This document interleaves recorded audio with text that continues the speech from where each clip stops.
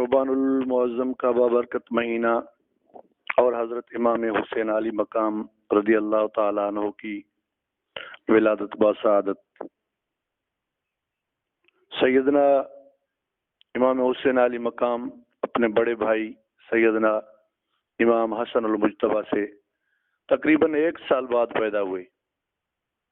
سیدنا حسن المجتبیٰ کی ولادت 3 ہجری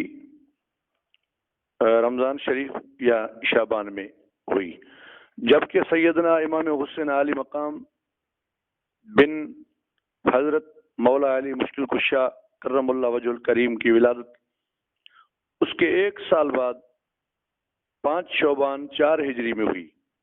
یہ اتوار کا دن اور رات کا وقت تھا جب آپ کی ولادت ہوئی۔ ان کی ولادت کی خبر سن کر حضور اکرم نور مجسم صلی اللہ علیہ وآلہ وسلم بہت خوش ہوئے اور سیدہ فاطمہ کے گھر مبارک تشریف لائے۔